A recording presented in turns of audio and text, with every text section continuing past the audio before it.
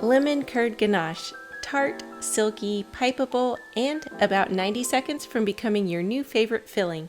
We'll start with 20 grams of fresh lemon juice, followed by 6 grams of lemon zest, a quarter teaspoon of fine sea salt, 1 whole egg,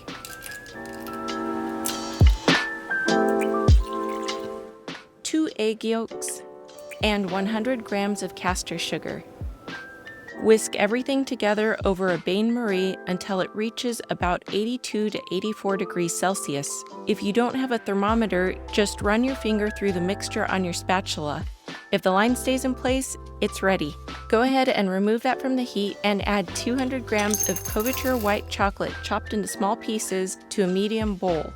Then strain the warm lemon mixture over the chocolate and let it sit for a couple minutes to begin melting the chocolate.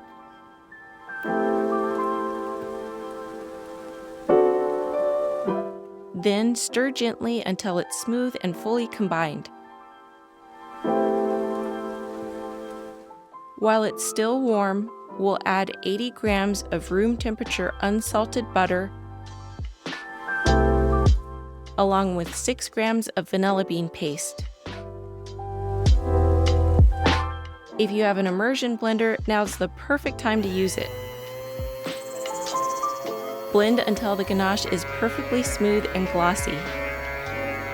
Finally, we're going to cover the ganache with plastic wrap, making sure it touches the surface in order to keep it from forming a skin.